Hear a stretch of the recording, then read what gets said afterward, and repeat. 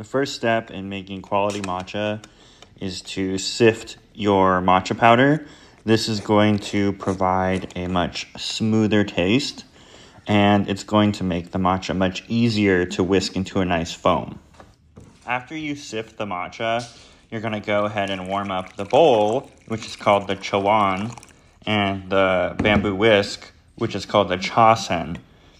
Now, by warming up both of these tools, you're going to actually set yourself up to create a really good bowl of matcha. It's really important that you take the time to do this step, or you're not going to be satisfied with your end result.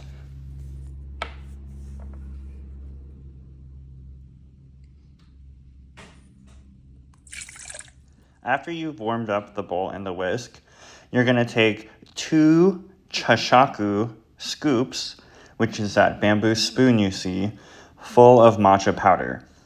And this is the sifted matcha powder. It's very important that you use the sifted matcha. This is about 2 to 3 grams of matcha. Next, fill the chawan with anywhere from 60 to 80 milliliters of water. Now comes the fun part. You're going to whisk your matcha. But first, after you get your water in, you're going to use your whisk to kind of break up any clumps before you start moving it. And you can see how I'm doing it pretty quickly. You want it to be rapid, and it's going to be in a straight line. You can think of it like a W or an M.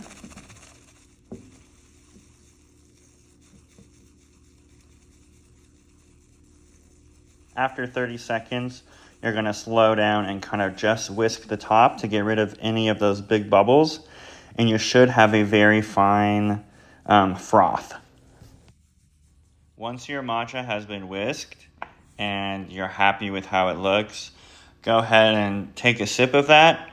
In Japan, what you want to do is kind of slurp it, make that slurping noise. That lets the host know, if you're being served, that you're enjoying the matcha. If you're doing it for yourself, it doesn't really matter. If somebody serves you matcha, be sure to slurp it.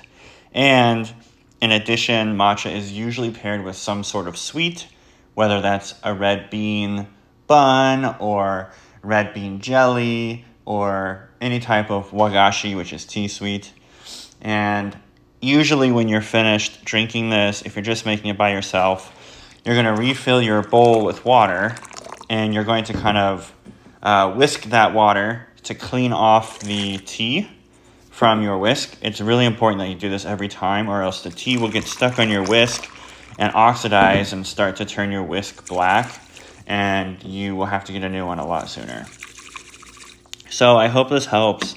I hope the instructions were clear. If you have any questions, obviously just ask me. I'll be more than happy to help.